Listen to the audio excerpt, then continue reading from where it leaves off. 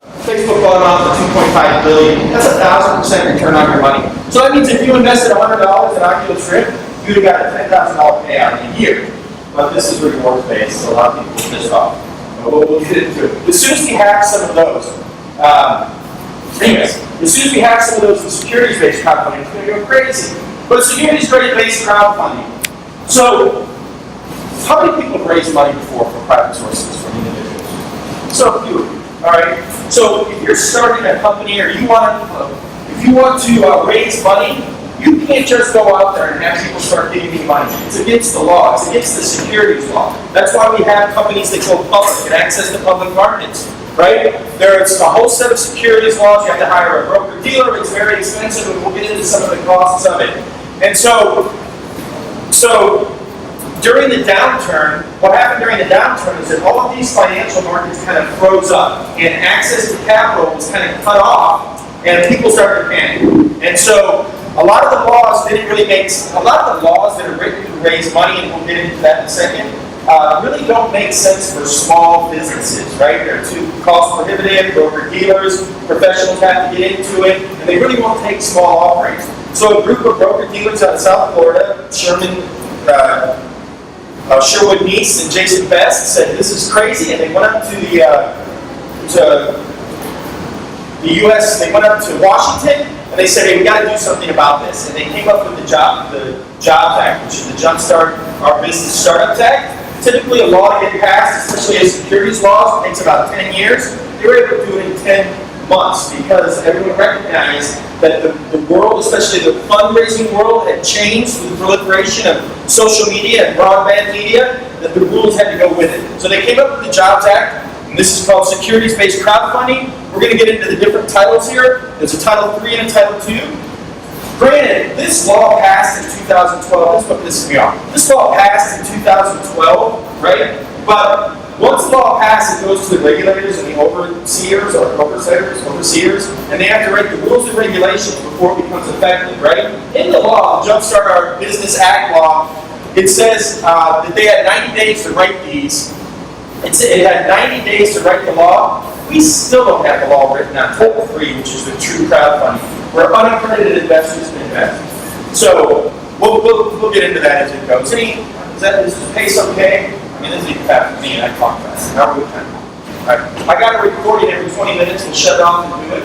So we're going to turn this into kind of like a workshop, and then we'll just use these as the base, and I'll fill in. All right. And I'll give everybody the code, by the way. I appreciate you kind of coming along with me on this journey. But I think you'll see it gets. All right. So if you're going to raise money, you got the securities laws. Yes. Warning paper an interstate crowdfunding exemption? We'll get into that. That's a good question. So if you're going to do it, if you want to raise money, you have to abide by the securities laws. You can go to jail for raising money without a securities license. If you write the exemption and it's wrong, you'll have to refund back all their money. So there are strict laws and guidelines that you have to follow to raise money for a company.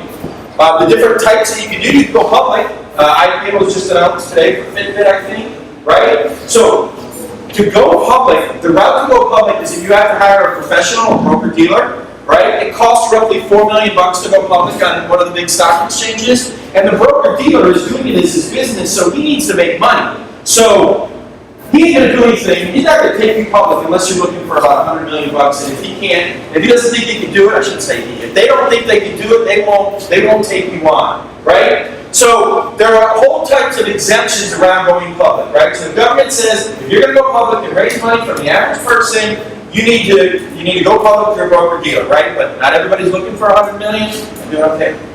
Not everybody's looking for $100 million, so they said, all right, well, we'll give some exemptions to going public. The most common is called a Reg D exemption, right? There are different types. There's a 504, 505, and a 506. We'll get into it on the Udemy course if you're really interested. So it says, look, if I'm going to raise a little bit of money, maybe $1 million for my startup, what I can do is I can go to an attorney, or you could probably do this yourself, I don't know if I would, and I can write a private placement memorandum. What the hell is that thing? So here's an example of our private placement memorandum. So this is a 506C, right? This one cost us $35,000 to write. But what it does is it lays out the opportunities, gives a nice little spreadsheet. I'll pass it around. You can look at it if you want. I don't know, 35 grand. No, I'm just kidding. No, that one definitely was. But, so you get an attorney to do it, right? And then it comes into who you can raise money from. So there's an accredited investor and an unaccredited investor. And it has to do with their net worth. And we'll break it down a little bit later, but I'll definitely get into it in, where are we at? 3 minutes, 4 minutes, buddy. So we'll definitely get into it on the video part, right? So if you're going to raise money, you want to raise money from what's called an accredited investor. This is someone who has a net worth of over $250,000. Or has an income of $250,000 a year, or a net worth of $1 million, not including their primary residence. Yeah, I think it might have changed a little bit with the Jobs Act, but that's roughly what it is. So these people are, and then the next is unaccredited, people who do not have this wealth level, right? So during the 1929 the Great Depression, what happened is that there were some securities left and right, there was a lot of fraud going on, and then it was the hottest thing. It was like real estate 10 years ago down here, right? Everybody was in it. When it collapsed, the government had all these people with no money, and they had to take care of them. They had to bail them out of their situation. Not that they did, but that was kind of the predicament that they had. And so they passed all these laws, the Securities Act of 33, 34, and basically what they did is they bifurcated or separated the population between people who had accredited status and had the ability to hire third-party consultants to look over their shoulder, lawyers, accountants, consultants, to make sure that it was okay, and then everybody else is unaccredited, right? So when you go to raise money from unaccredited individuals, you have to be very careful because their accreditation status can affect your raise. We won't get too deep into it. We will on the set when we get it. All right? So these securities laws, going public costs $4 million roughly, right? An exemption anywhere from, depending on the attorney you hire, $35,000 and up, and that's just to get the material, right? And then you have to distribute it. And then they came up, and these laws were around for 80 years until the last depression that we were in, right? And they said, all right, this just isn't working, right? So they came up with the Jobs Act, which is the first major rewrite of these securities laws in 80 years, and that's what we're going to get into. Jobs Act has different titles. We'll talk about it in a second. These are the ones that are important. Title II came out a year ago. Title III is still not legal. Title IV just happened. We'll get into them a little bit more. Comments, questions, complaints, concerns, suggestions? All right, I like it. Jumpstart American, I think that this will be the biggest thing that came out of Obama's administration. I mean, only one title is really legal right now, and it's already changing the way money's raised, and that's the Title II, which we'll get into in here. Title III, which is unaccredited people who can invest. Before, the old securities, you were limited. So if I were going to do a 506C type of offering, right, I could have up to 35 unaccredited investors invest. I could have as many, so you want to start that again? So I could have as many, one second, I could have as many unaccredited investors I want, up to 2,000. Once you hit 2,000 investors in your company, you got to go public, right? And I could have up to 2,000 and only 35 unaccredited, right? So Title III kind of is what changed that. Anyways, we good, buddy? Any questions, comments? Is this okay? We'll get into the nitty-gritty. I got 60 slides. I don't know if we'll get to all of them, but we'll do our best. All the ones at the Idea Center are out of focus, so I focused that, by the way. Sounds good. Good, man. All right. Here's the Jobs Act. Here are the different titles, right? Basically, what the Jobs Act was intended to do was to make it easier for smaller companies to raise money, right? The first one, Title I, he created a new type of company called Emerging Growth Company. Don't worry about it. Title II, access to capital for job creators. So this is the one that's making all the impact, all the waves in real estate. It's the exemption that Realty Mobile uses. How many people have heard of Realty Mobile? Or Fundrise, or Patch Land, who I did a presentation with the other day. These are called crowdfunding portals, right? So Title II allows you can get a Title II offering, you can get it for as low as $2,500. You can even get a template and do it yourself. The portal will even help you do it. So the cost went from $35,000 for a 506 to a Title II to $2,500 or even lower if the portal doesn't, right? Let me just make it clear. I am not an attorney. I am not a CPA, and I'm not a broker-dealer, right? So this is just my opinion. And if you're going to do this, you need to get a professional to look over your shoulder. We'll go with a portal that we'll talk about portals, all right? I should have put that disclosure in writing. All right, anyways. So we'll get a little bit deeper. Did you restart the timer? All right, we'll get a little bit deeper into Title II later. Title III is the crowdfunding.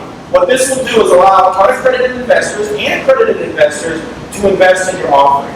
So everybody thinks that this is going to be the big revolution. It's still not legal. It was supposed to be legal in 90 days in 2012. It's still not. Basically, the chairman of the SEC, she said that, look, I don't believe in this, and I'm just not going to pass it during my administration. You can take it up after that. So I think she's out, and they think that it'll be legal at the end of the year.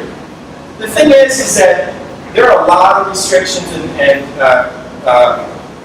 and due diligence requirements. They're actually creating a new type of broker-dealer, which is called a funding portal or a mini broker-dealer. So we'll see if Title III has a big impact. You can only raise $1 million a year per calendar year. Unaccredited investors can only invest up to 10% of their income, capped at $5,000 if you're under 100. So we'll see if it has.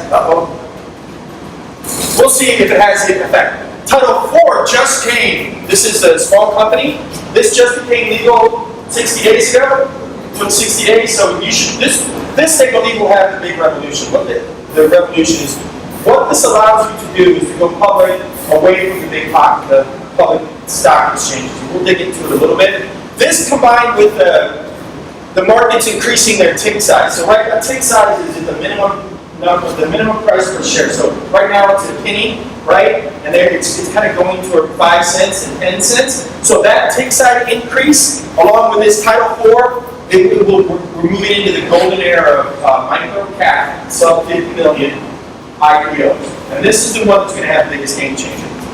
Title V, 6, and 7, I don't even know what they are. I do, but they're not important. All right, Title II, 506C exception, right? So when you want to go raise money, you're going to have to get an offering memorandum is what it's called, right? I can't just go and say, hey, I want you to invest in it, but I have to have an offering memorandum. You're seeing my 506C going around now, right? The crowdfunding portal usually have that. You know, I know a lot of people like numbers, so this is called a 506C exemption, aka crowdfunding for rich people. Some of the provisions on this, and like I said at Udemy, we'll get into this a little bit deeper, and we will also, but we'll explain it. Some of the things about the 506C that's available, like Realty Mogul and Tax Land, it's only for accredited investors right now, right? And so with this 506C that I have right here, only, well, there's an exemption for some unaccredited, but the accredited investors, all they have to do is I give them a piece of paper and they tell me they were accredited. It makes sense. It's called self-certifying. This new one, you have to make sure that they're accredited. Whether that means you talk to their CPA, blah, blah, blah. We'll get into it a little bit. Questions, comments, complaints, concerns? All right, Title III. This is the one everybody's waiting for. It's called 4A6 exemption from the registration provisions of the Securities Act. This is still proposed as a second quarter. Are we in the second quarter? Yeah, we're in the second quarter. So it's still proposed, right? So we won't talk too much about it. This is Title IV. It's called Reg A+. So there's a little known exemption to going public. This over everybody's head. We'll get into real estate and how it affects here first. I just wanted to dive deep into securities.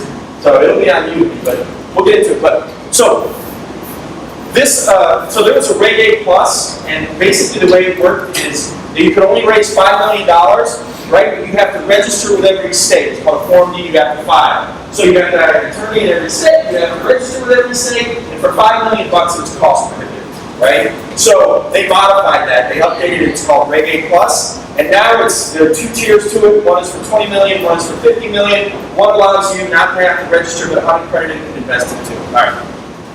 All right. Some of the, I'll email you this presentation too. Some of the different types of exemptions. Do you want me to go over or do you want me to get into real estate? We'll get into real estate. All right. So, you were talking about interstate crowdfunding. So what I just went over are the federal exemptions to raising money. So if you want to go public, it's federally regulated. There are 12 states so far that have interstate crowdfunding offerings that may allow you to raise money from unaccredited investors. Florida, you said it was going today. Let's put something today. All right, so 13 states. Where are we at? All right. Questions, comments, complaints, concerns? Well, there you go. I think it'll pass. I mean, it kind of makes sense. We'll see. I mean, is everybody following along? There's a little bit too much right in your face right away. By the way, this is like I said, this is an 8-hour course that we really get into the securities part of it. And if you're going to do an offering, you need an attorney, you need a broker-dealer, you need the guidance of a professional with the offering. Because here's why. Because if I mess up on that exemption, and let's say that I raise, that one was for $20 million, we didn't raise $20 million, but we were looking to raise $20 million. Let's say that I raised $20 million and I messed that up, then it blows the exemption out, and the investors could ask for their money back. Does that make sense? And you can get in trouble for raising money. I mean, so unless you don't know what you're doing, you need a professional. All right. All right, choosing an exemption. So it really depends on how much money you want to raise, right? 5 million, 10 million, 50 million. So look at the type of offering that you're looking, or look at the amount of money that you're trying to raise. Look at the type of people that you have access to you, and then consult with a professional and they'll kind of give you guidance. So all of the other exemptions, the 505, the 504, the 506, they're still legal, and they still may be a good way to go. Crowdfunding is kind of the sexy thing right now, but the other exemptions have been around for $80, and I think that there was close to $1 trillion raised through the exemptions, mostly through institutions, but in 2012. All right. So I get this a lot, is that, so can I help somebody to do a crowdfund offering? That's what I get. So can I make money doing a crowdfunding offering? They say yes. So you got to be careful. You can't charge a fee based on the amount of money that they raise. It can't be based on the total raise, unless you're a licensed broker dealer. But this industry needs crowdfunding consultants. They need people, because you can see just on the securities part, it's a little bit, it gets deep, fast, and people need expert guidance. So you can charge a fee to help people put these offering packages together. I'm going to send, I'll give you Scott Purcell's book on crowdfunding. He teaches a great course on how to become a certified crowdfunding professional. But you can make money on it, and we are really, like I said, of the 3 titles that are relevant to raising money through crowdfunding, really only one has been legal for 1.5 years. One just became legal, and the other one's still on the horizon. So it will have a huge impact on how money is raised, and people need help. All right. What is an accredited investor? I think we talked about that. Just a quick thing about crowdfunding. We talked about this, is that an average of 60% of all crowdfunding offerings fail. So this is not security-based, by the way. There's a much higher average of success in securities. But in general, in crowdfunding offerings like Kickstarter and Indiegogo, most of them will fail on their first try, by the way. That doesn't mean that you should give up after the first try. Usually you kind of figure out what you're doing, and you can go after it again. All right? Makes sense? Not to discourage you, but you should... In the securities-based one, there's a higher percentage of success because you have a funding portal in the middle of it, but you can self-host it. We'll talk about it in a second. All right, the property. Let's talk a little bit about real estate now. All right, and what types of properties are good for crowdfunding. All right, so we're looking for other people's money to, where are we at the time? You guys go. All right, we're looking for other people's money to take us out, to help us with real estate, to help us invest in real estate. So you can crowdfund anything, right? So you're going to put together a package just kind of similar to the 506C that I'm passing around now, with the disclosures, the warnings, the opportunity, the pro forma, and everything. You can attempt to crowdfund anything. So the current market, Title II, crowdfunding for real estate. This is Realty Mobile, Fundrise, iFunding, Realty Shares, Early Shares. The majority of them use a Title II crowdfunding exemption, or a Title II 506C, and that's the exemption that they're using on their portal, right? And so this is kind of if you want to use a crowdfunding portal, these are kind of the guidelines for a crowdfunding portal, the type of deals that they like to take in. And we'll talk about the process of how you actually get accepted into a portal and what happens if the portal accepts you in and what to expect. Anyways, they like, real estate or crowdfunding was tailor-made for real estate, especially like a hard money game. How many people are real estate professionals? Right? How many people are in the crowdfunding business? You have a portal? Yep. Who else has a portal? Portal? You go. So make sure that we have time. You want to talk to these guys, their portals, and I'll give you a second to stand up and introduce yourself also in a minute. But anyways, so tailor-made for real estate, crowdfunding is tailor-made for real estate. It's kind of the hard money model, so deals that fit well with hard money fit well with the portals that are out there.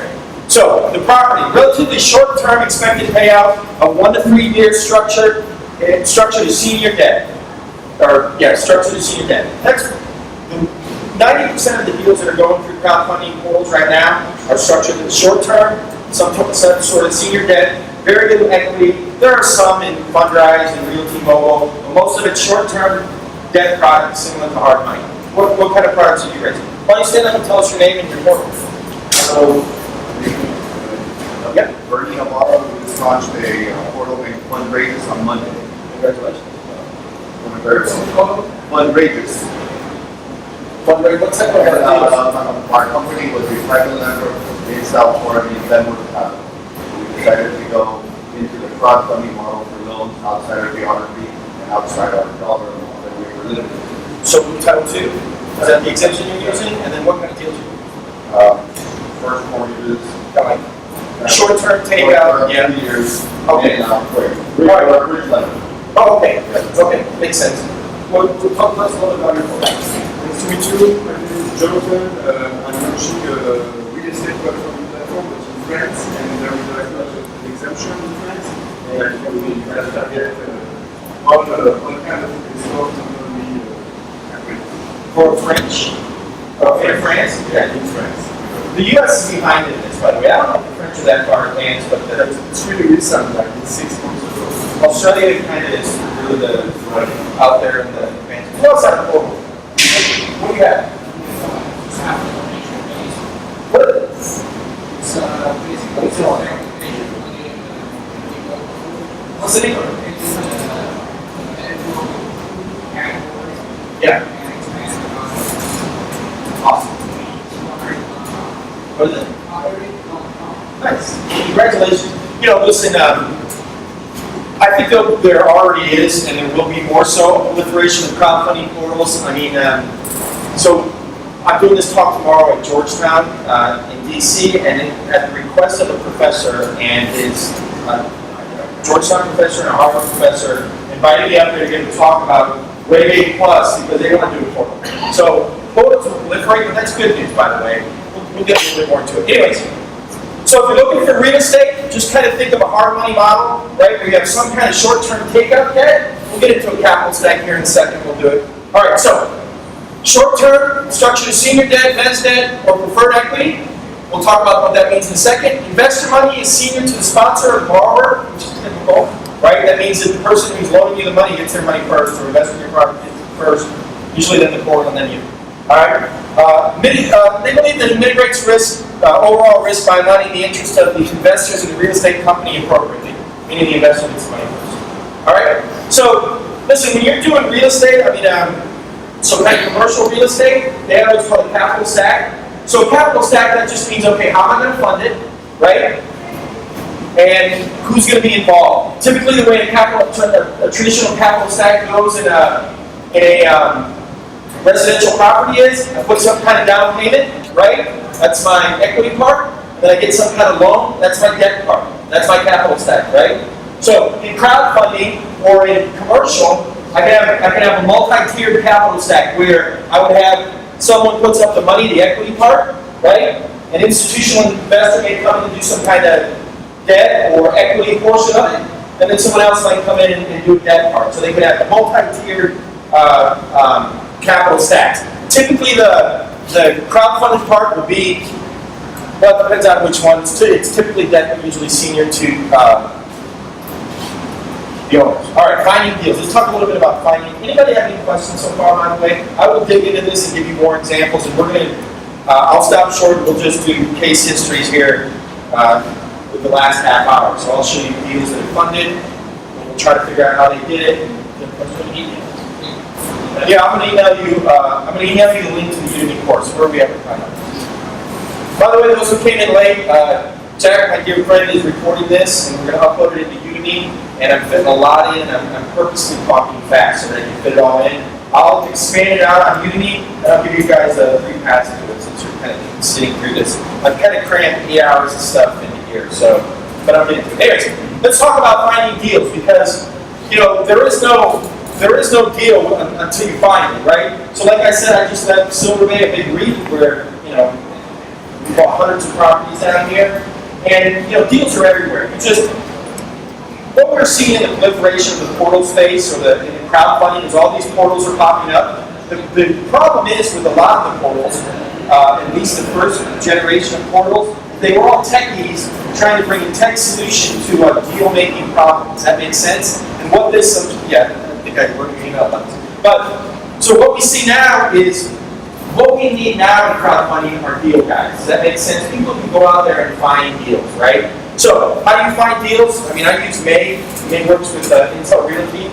She sourced for Invitation Homes. She sourced for me. But get yourself out there as a deal person. Start looking for deals. They're all over the place, by the way. And start analyzing and looking at them in a capital stack, right? So if somebody says they have a deal, you don't have to have the MLS to quantify it, but it helps. It makes it a little bit easier. You can use tools like Trulia and Zillow to quantify it, but you just want to make sure that you use public record and not their estimate. You just want to, so when you're finding a deal, you want to see what the value is. So in real estate, the value, at least in residential real estate, is based on comparable sales within the last 6 months within a mile radius. So if you find a deal, start quantifying them, start analyzing them. So if they have a deal, you can put it up on Zillow and then just do recent sales. Make sure that it's a closed sale and not a pending sale. And then just look at the ones closest to it. And if it's a similar type property, similar make, similar construction, you can reasonably estimate that deal is going to sell for what deals in its local area just kind of sold for. But start putting yourself out there as a deal guy. Deals will come to you. I mean, South Florida, it's tourism and real estate. There are so many deals down there, by the way. Any questions, comments, complaints, suggestions? You want to say something? Jack, you on that, buddy? You want to say something about finding deals in there? All right. Yes. When you say find a deal, do you mean like a house that you're gonna buy and then sell it, or a house you're gonna rehab and then sell it? Well, any type of deal. I mean, what we need, what this industry needs right now is deals. You know, so look, no investor can invest into a deal if there is no deal there. Does that make sense? What is a deal? It doesn't make a difference. Just make sure that you quantify it, that there's an opportunity on the exit. Does that make sense? Yeah. So any kind of deal would be something where there's an upside to it, right? Does that make sense? So it can be a flip and rehab. It can be a buy and hold. Like I said earlier, that most of the crowdfunding deals are kind of short-term debt products right now, right? But, you know, we'll go over the case history. I mean, they're crowdfunding everything from $121 million projects in New York City to what's the new Tower 1 that's going up? That there's a crowdfunded portion of that. Trying to talk about it. So a deal is just a real estate, or well, since we talk about real estate with an upside, right? I guess the point of my finding deal kind of, yeah, he's out there. We'll see if this focus is there. I appreciate it. What do you call it? The thing right now is to make sure that there's an upside on the other end, right? That it's an investable deal, right? Make sure that they're, you know, what I see a lot, and this isn't in crowdfunding because we'll go through the scrutinize, the due diligence process, and you'll usually get vetted out. But what I see in real estate is a lot of guys bring me deals, especially in my own analyst position at the REIT, is that they bring me deals that have zero upside. So my point on this is that if you're going to go, put yourself out there as a deal, and when they come in, work through them. Have some kind of quantitative method. I'll go in deeper in the tools and techniques that we use at the REIT that I work at, but just make sure that there's some kind of upside. Usually what I see is that there's an upside for the investor, but the syndicator or the deal guy forgot about himself. You know what I mean? So you want to make sure that the deals that you're bringing make sense not only for the investor, but for you, right? Because there are a lot of investors that don't have a problem with if you don't make any money. Well, rightfully so, though, because they're putting up all the risk. Anyway, I guess that's a quick one. Any questions? All right. Analyzing deal, then you talk about it. There are a lot of great tools out there. I mean, if you're a realtor or if you're working with a realtor and you're looking for crowdfunding deals, make sure that they understand the investment side. I mean, beauticians, it takes more money, time, and training to become a beautician in the state of Florida than it does a realtor. I'm a licensed real estate professional, so I'm not knocking it. But I'm just saying that if you're going to work with one, make sure that they understand the investment side and they can quantify it. So that's cap rate, equity, exits, debt, all that kind of stuff. I'll layer it in a little bit in the Udemy course on how he did it. There are a lot of free tools out there, but with the downturn and proliferation of the institutional investor in the single-family market, buying huge volumes of properties in South Florida and across the U.S., there are a lot of good quality real estate agents out there who understand how to analyze the properties for investment, right? So if you're going to use crowdfunding, it has to be an investment deal, I guess is my point. And if you're using a commercial agent, there's no training that they have to do to become a commercial agent, but if they're any good or worth their salt, they'll definitely know how to calculate cap rate, IRR, and all that good stuff. All right, getting ready to crowdfunding, rules, best practices.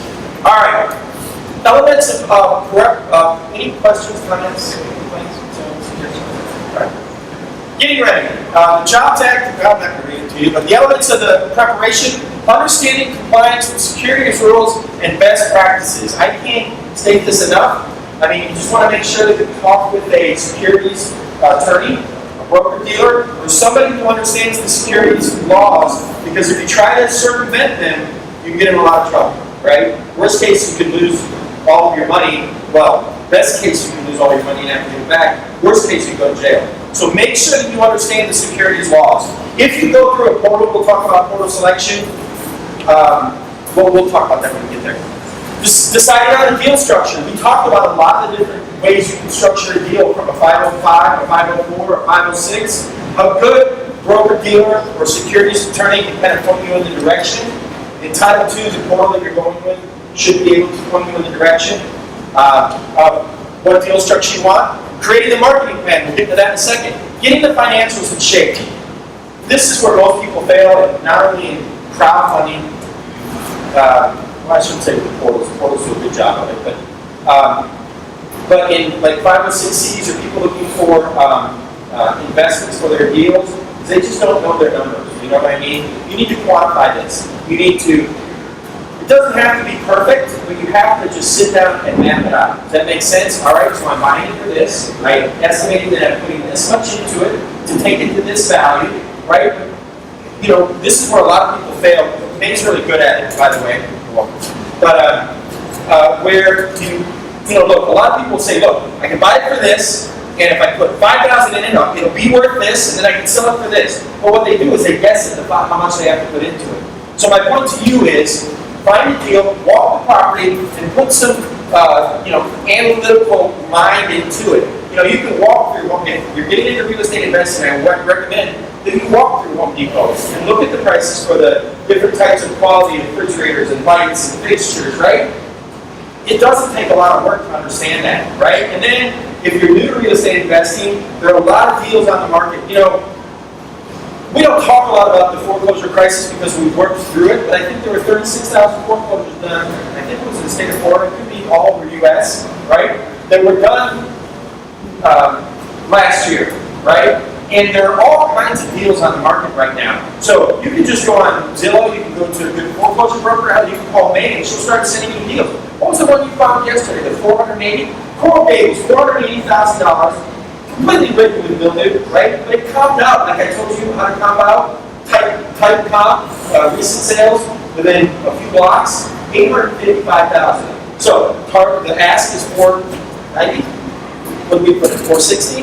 460, 150,000. We brought a contractor out there, and we think we can sell it for 855. But those deals, you come across a ton of those, right? But she also works for an institution, and she's on the MLS every day. So my point is this: is if you work at it, you can do it. It's not that mystical, right? Just walk it and put your mind to it, and then make sure.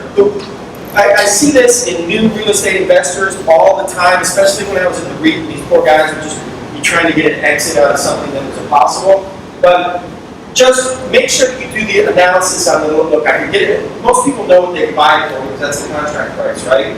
But it's the little gap. Okay, if I put 10 grand into it, right? Just make sure that you walk the property, right? Make sure that if you don't know what you're doing, most contractors will come out and do it for free, I think. If you promise in the business, make sure you put your mind to it. Because I see a lot of people that buy it, it was not like $150,000, it was $350,000. Now my exit is more than what the property can sell for, and they're just stuck, or they're upside down in it. So there's any caution that I can tell you in the hundreds of real estate deals that I've been fortunate to be a part of, is make sure that you be mindful of the analysis of it. Walk every property. You know, I guess we did it in Silver Bay either. But anyways, ensure the legal side of your house is in order, right? I wouldn't do, I guess it's the size of the offer. I wouldn't do any offering without talking to the securities attorney first, right? If it's even if you're going through a portal, which we'll talk about here shortly, talk with an attorney. All right, where are we? Questions, comments, complaints, concerns, suggestions? It's kind of elementary now. We went from all over your head with all these fancy stuff to elementary investment, which is good. All right, creating the offering memorandum with your team. I think we've talked about that enough. Equity versus debt, we won't really get into it. Equity is rarely the right choice when you're raising money, by the way. So let's say that we were raising money for a startup, right? We can do equity. Equity means that they're part owner. Let's say that I have 100 shares in a company. Hey, how's it going? Talking about Silver Bay, one of the contractors. If you need a good estimator, he used to work with me to estimate all my houses. Haven't seen you in a while. Anyways, equity is rarely the answer, right? So if I have 100 shares in somebody, let's say that I say the company is worth $100, right? And they give me $50 or $40, right? I will give them 40% stake in that, and I'll give them 40 of my 100 shares. Does that make sense? Right? So in a new startup, when I put a value on the equity, I'm defining, you know how people like on the Shark Tank, they say, you know, what's the value you're putting on that, right? So if I do debt, I can avoid putting a value on a new startup. I can do what's called convertible debt. Basically, you give me a loan, and then if down the road I decide to take equity out, then at that point your debt will be converted into equity. But what it does is it kind of, we're going to get on topic here, but it delays putting a valuation on a new startup, which can be very difficult, by the way. My point is this, is that when you're raising money, whether it's for a real estate investment or a company or any kind of project, equity is rarely the first route that you want to go. Now, if you're working with two partners, right, you know, you want to split up equity, the only thing I can say about equity is mind your equity, because once you're under 51%, you don't control that anymore. Does that make sense? Right? All right, moving on. Pros and cons, we got a lot to talk about, so this will be in there. All right, Mark, any questions, comments? Where are we at, man? 10 minutes. Questions, comments? Plans? Anybody crowdfunded an offering, a real estate offering? No? Usually have 2 or 3, have you? Very grateful for the Congratulations, want to tell us about it? $300,000 our launch for investors. What kind of property? So an investment, a single family, non-owner occupied, right? And what's the value of the property?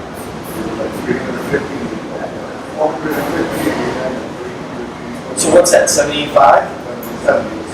What's your max LTV? Okay, so that's a good deal. And then so what, you send it out to your crowdfunding? And then so what was the time frame? So they submitted the deal? You did your due diligence? We had it on the time frame. All right, so yeah. So basically they had a single family investment property. So look, if you're going to raise money, so securities law is one thing, right? And then there's the Dodd-Frank and all the mortgage laws is another thing that you have to be licensed with. And I used to own a lender down here in South Florida. So when everything went south, I had 50 brokers up in Florida, and they changed the mortgage laws big time, right? So so if you're raising money for investment properties, it's much easier to raise money for a non-owner occupied, right? Because if you're doing a loan for business purpose, you can circumvent the Dodd-Frank laws. Does that make sense? So anyways, did it not? We're a licensed lender. Well, you're a licensed lender too, but that's a non-owner occupied, right? You didn't have to go any of that. Yeah, which is the way it needs to go, right? Which makes sense. But you can't crowdfund I guess you could do, that just came up, you could do a crowdfunding takeout. So you can't originate a owner-occupied crowdfund. But I think you could crowdfund a takeout. You can't do 1 to 4 unit property. Maybe if 1 to 4 unit single family you should be a lender for it. Yeah. 1 to 4 units. No, so Realty Mobile was asking me, look, do you think there'll be any crowdfunding participation in the owner-occupied side? And I don't think there'll be direct participation, but maybe it's a secondary takeout or a secondary market takeout. Anyways, so look, Dodd-Frank came out. Is Dodd-Frank completely written yet? I don't even think they written the entire thing. Did they? Yeah, last 10 years, most of the loans. So they, after the downturn, basically they blamed all the mortgage brokers, I guess rightfully so. They came out with the Dodd-Frank law that had all this wide-reaching laws that on lenders, and if you write, it used to be that if I were to write a mortgage, right, I would write you a mortgage, and I'd maybe take that loan and then I'd sell it off to Fannie or Freddie or the secondary market, and I was no longer responsible for that. Dodd-Frank, now you have the life of the entire loan. What they basically did in 2010 is they wrote this law, Dodd-Frank, and they said they left most of it unfinished until January of 2015. So this is why the mortgage markets are a mess right now. Is that a lot of lenders don't really want to get into space because they don't know the downside risk of it. Anyways, long story short, so fund rates will do 70%. Is that your max LTV? Is that your max LTV? Does everyone understand what LTV is? Loan to value, right? How to calculate it, right? So if I have a house, right, of $100,000, it'll give me a hard money loan up to 70%. What are your terms? Anywhere from 9 to 13%. 9 to 13% is pretty good. And you qualified the person or the property? Something with the property or the actual borrower. What kind of experience do they have? They need to have some experience. We'll bring you up a little bit. We'll bring you up a little bit later. No, he's the actual crowdfunding portal. 1 second. Robert, any points? Any points? Yeah. 2 to 4. 2 to 4, you come 386.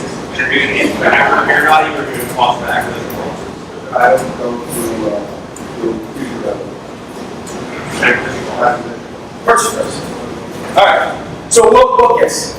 Quick question, why, if I'm paying 2 to 4 points and I'm paying 9 to 13%, why not just go traditional lending? Well, so traditional lending may not fit.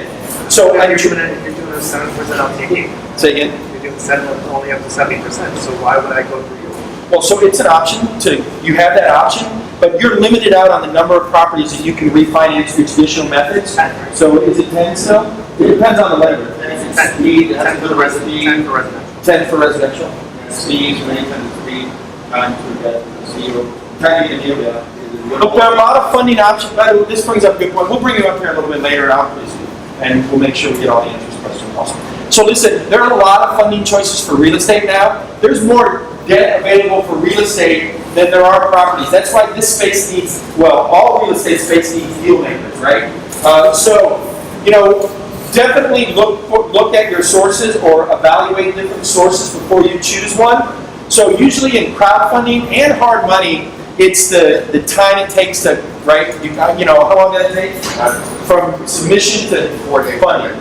5 days. So 5 days. I mean, I'm in the single-family rental dispersed business with Robert. We just had a big conference, and this one guy did a blind pool. We'll talk about what that is later. $720,000 in 72 hours, right? I mean, he had experience with that portal and the investors. But as soon as he said, "Look, I got a pool of properties that I want to buy. I need $720,000 to make it happen," 72 hours later, he had the money.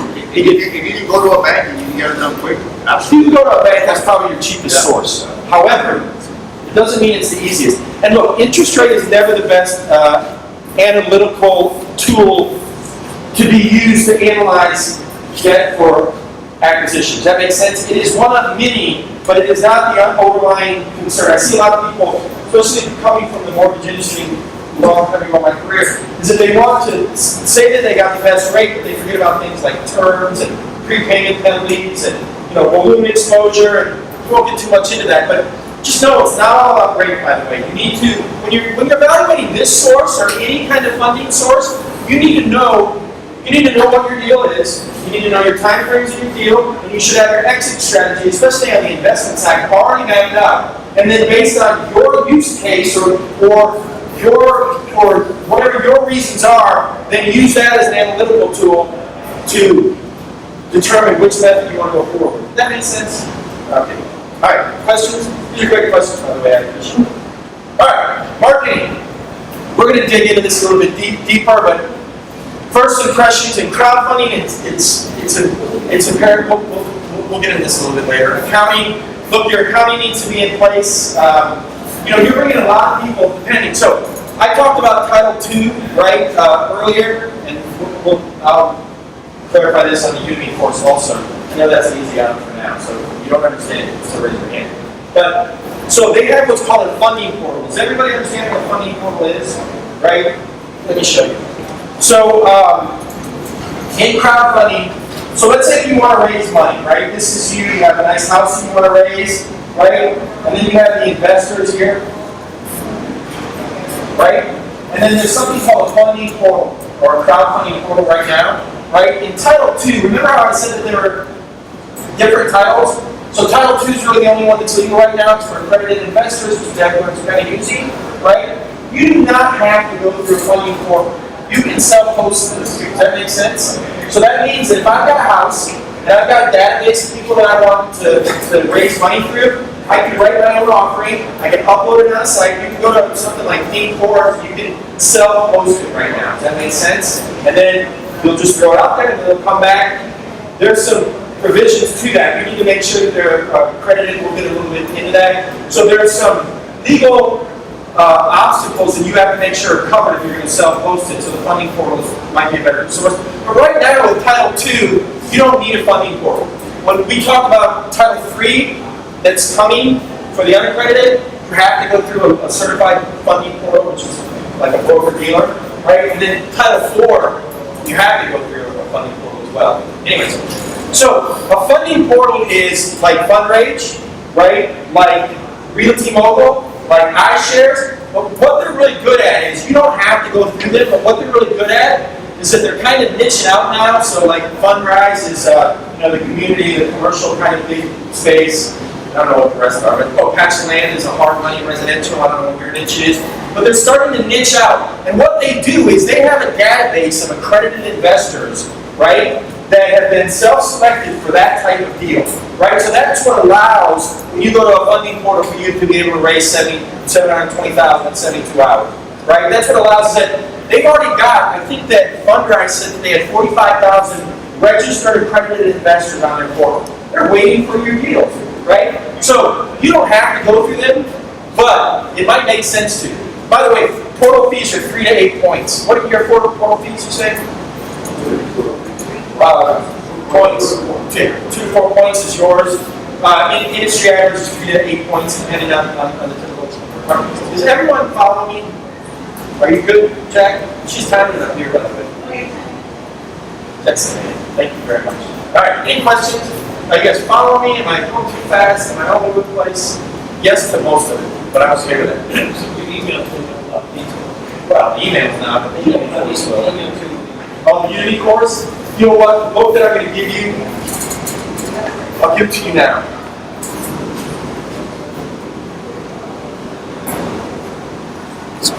Book. So a good friend of mine, fundamerica.com/book. You can download it for free. To me, this book will get really into securities-based crowdfunding more so than I am now, and it will explain it. He's written it brilliantly, and he used to charge a fortune for it, but he gives it away for free now. So download it. fundamerica.com/book. And he's a broker dealer, by the way, and if you don't know him, you should. His name's Scott Purcell. He's one of the big founders. Yeah, they do third-party servicing, clearing, all that good stuff. There. I don't know if I can. I write bad because I can't spell well. Scott. I guess two L's. He's a man. He's a broker dealer out of Vegas. He also has a CFPB course that is amazing. Anyways, where were we? What were we talking about? All right, accounting. Make sure that you have your accounting. Look, these are securities. People are investing in these securities. So if you're not a CPA, you should probably have a CPA involved, right? If you're going to self-host it, does everyone understand the concept of the funding portal? Did I clarify that well enough? Everyone understand it? So the other thing about a funding portal is that they're going to have the professionals to review and scrutinize your deal and the syndicator. Does that make sense? So if you're going to self-host it, you need to make sure CPAs look at it. You need to get a securities attorney. You need to have professionals involved. If you go through a funding portal before they take you on, they're going to do their due diligence and screen, and they'll have those professionals there. So when you start looking at the points, right? A lot of people get caught up in interest rate points, fees, right? What do you get for it is what you got to know. Does that make sense? Is that they all have their place, they all have their purpose.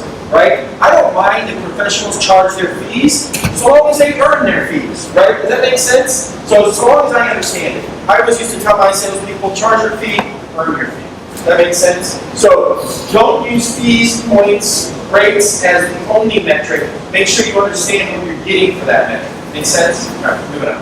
Questions, comments? Where are we with overall time? What time is it? 7:05. All right, so I need to pick it up. Legal, we talked about Fund America. There it is.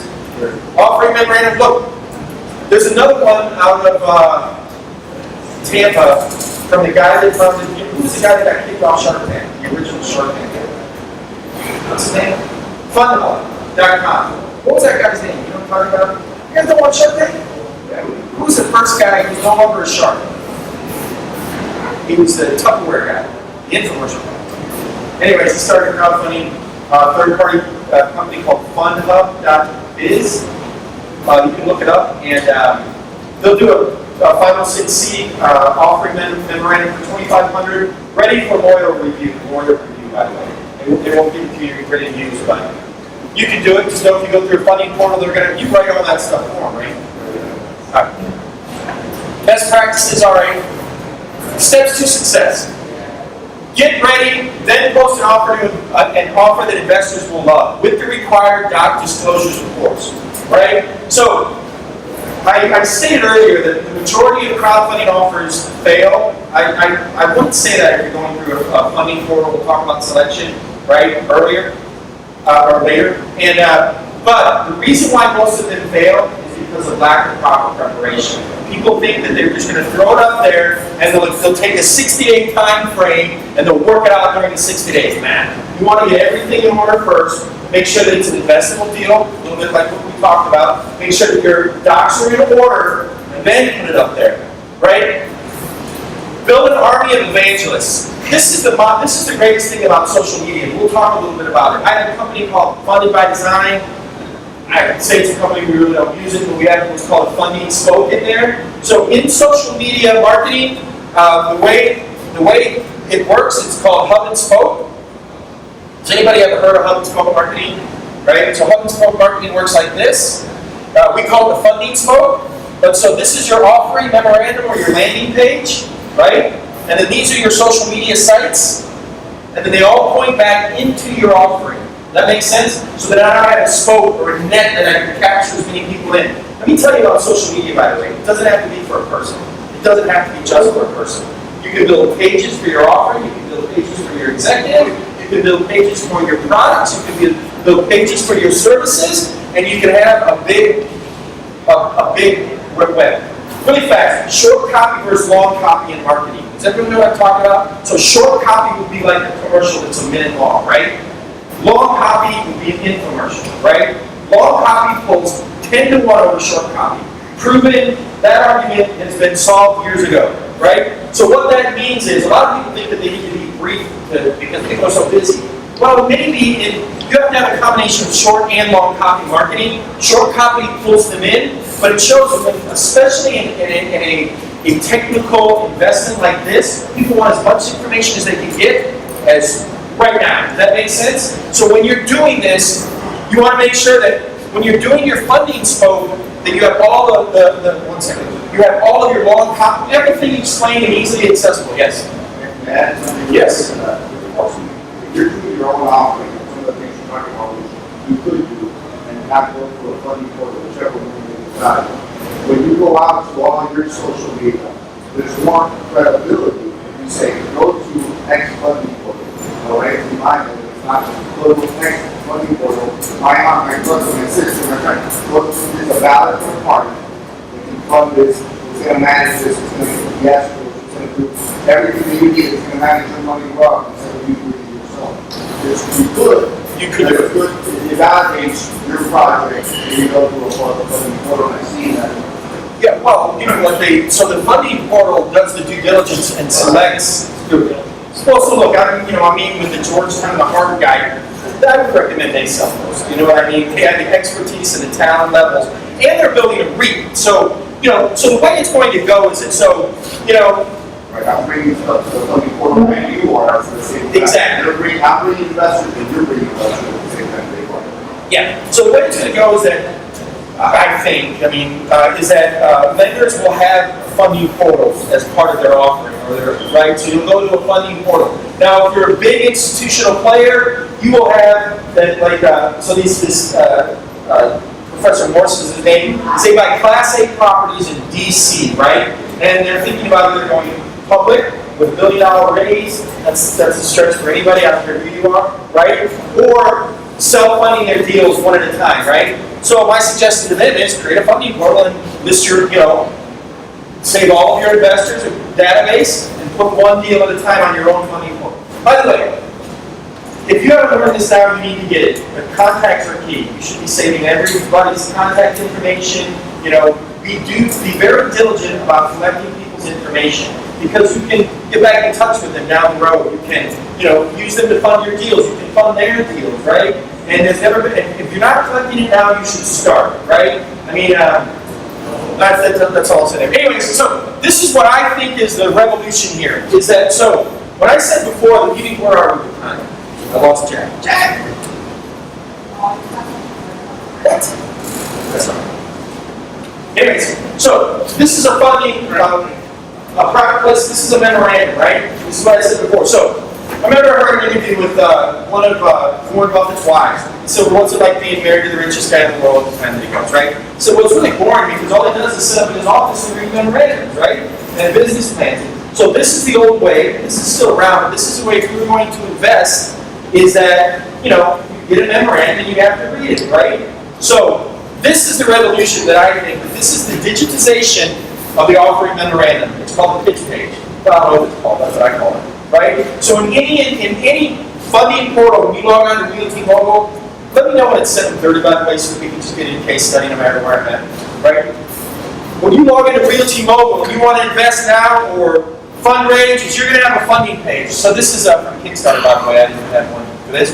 But what this is, it's the digitization of the offering memorandum. So I can have a video from the person, or of the diagrams, or a 3D flyover of the site, right? So video is all the rage right now. One, it took technology to get to a point where we could upload it, but in a reasonable time. But right now, I think it's every minute, there's 300, or every second, there's 300 hours of video being uploaded into YouTube. The proliferation of video is easy. It's because that's how we communicate, right? 5% of communication, or 10% of communication is what we say. The rest, 95%, is how we say it. So when you communicate, video is the best way to do it. So anyways, this is a funding page. They almost all have some sort of video right here. They can interact with the person. They have updates up top, where updates are key, right? So as we're going along, I can see what's going on in my fundraising effort. I can communicate with my investors. I can encourage them, right? They've got comments. They've got different backers here. There's a funding portal called Circle Up. Has anybody heard of this? It's a consumer products. Not consumer products, but like a grocery store kind of stuff. They're the best funding portal I've seen out there. That's not my space, but they got it. Have you seen something Circle? You got to look into it. It's brilliant. They got it tuned in, so you can go in there and they've got star investors, like big time VC guys will come in and they'll have their own page, and then you can invest right alongside. You see what they're investing in.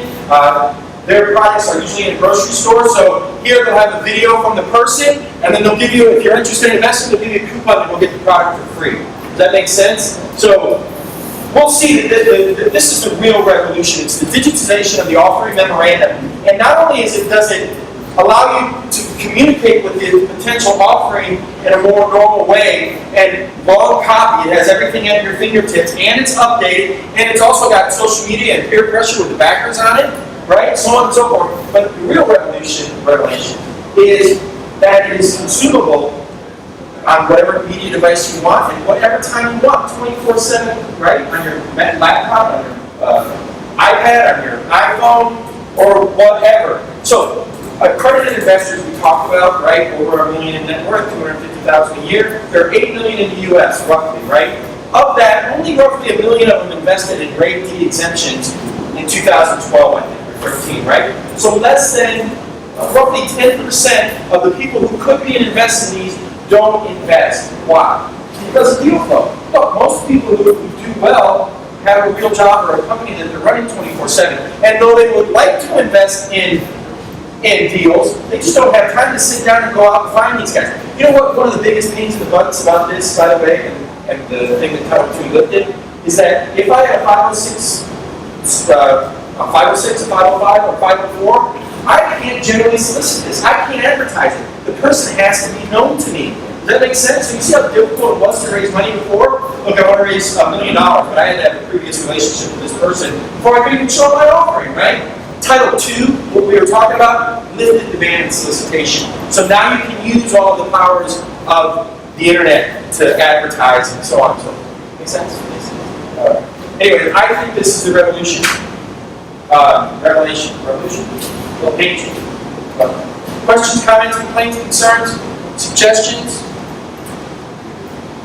Company goals.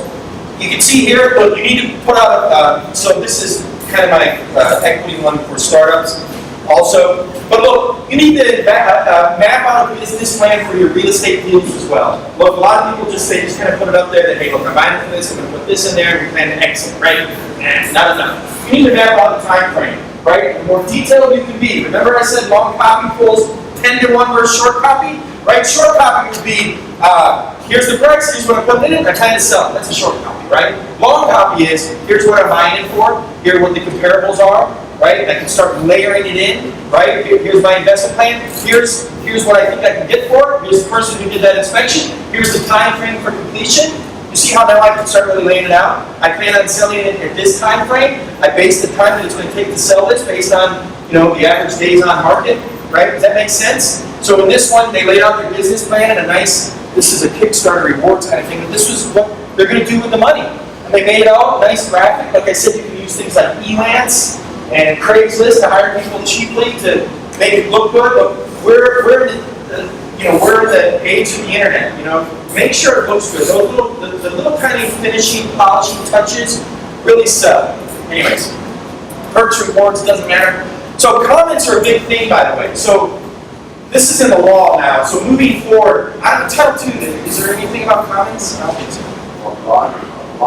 No. So Title III, where the unaccredited investors can invest. The thing about the internet is that it's permanent. The good and the bad, right? So they call people fraudsters and everything bad actors, right? And so everyone thinks that there's going to be a lot of fraud in Title III crowdfunding because a lot of people are going to create a lot of stuff. But the fact of the matter is that there should be less because the comment sections, right? And that if you've got 1,000 people looking at one deal and someone spots it out, they can make a comment on it, and another person can layer it on it. And the law in Title III, you can't delete these. They have to be left up here, right? Permanently. So, anyways, moving on. Let's get through some of this. What time is it? What a deal looks like. We talked about this. It's a lot. All right. So a lot of people think that once you put up once you go to the funding portal and you put the deal up there, it's up to the funding portal to raise the money for you. True and not true, right? This is your deal. You want to make sure that you're doing your best effort once it goes live to keep bringing people in, right? Thank people. People who invest, encourage them to bring their friends in, right? Thank them for investing, yes. No, you can't pay commission. You cannot pay for commission. You could do a broker dealer or a registered securities person, but no, you can't pay money to raise money for you. Yeah. Listen, a lot of people do. To a certain point, money motivates people, but most motivation is not monetarily driven. Does that make sense? Like, people want to belong to something greater than themselves. People want to be led. People want to be encouraged for doing the right thing. People want their friends involved. You know what I mean? So if you can use those social, yeah, exactly, and you'll raise more money. Anyways, my point is this: is that so you do all of this to get your offering ready, and once you list it, do not stop. Now that it's on there, make sure that you send your database emails to your database, get the word out, let other people know about that your offering is live, and where to go, where to send them to the funding portal, so on and so forth. Does that make sense? Once it's live and active and ready for investing, that's when you get to work. That's when you lean in, as Cheryl Sandler would say. Well, anyways, moving on. Questions, comments, complaints, concerns, suggestions? Yes. Could I run a scenario by you? Sure. I'm a hard money lender. Maybe. And if I lend somebody money to buy a property, and I have a first mortgage on that property, can I then crowdfund people to come in and buy that loan from me? So that's exactly what you're doing. That's basically a funding pool. Yes, kind of what Guardian does. But even though I don't have a mortgage broker's license or anything like that, I can Well, still you gotta be careful, and you need to check with the securities attorney, because here's the thing is that you can do it, but you need a memorandum, a 506C memorandum offering, right? So you created a note, right? And now that is security, a debt instrument, right? And now you want people to invest into that. So you need an offering memorandum that explains what this investment is, the risks, the rewards, and everything in it. So go ahead. Now, once you fractionalize that note, you're getting into security loan. So if you have a bunch of people buying it from you, you have to be a lender or a portal and have the securities You attorney. can self-host it with a 506C and Title II. And that's when they go to do that? It is, but you gotta make sure that your offering memorandum is in check. Okay. What you just described is a funding pool, by the way.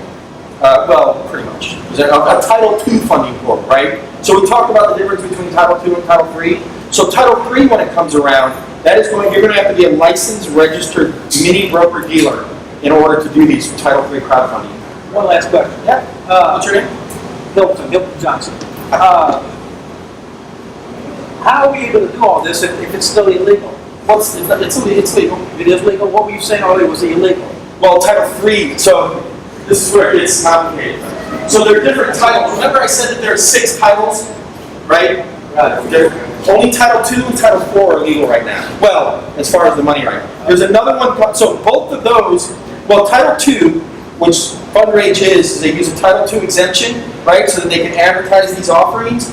That's only accredited investors. And so they changed the way you do accreditation too. So you have to be careful is my point.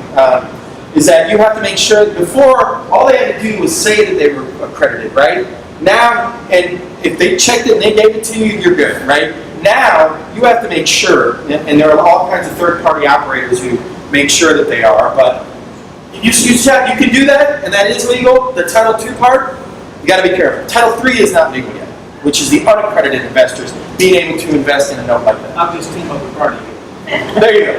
I think that's kind of where we're gonna get to. All right, questions, comments, complaints? Yes. Yes, I got it.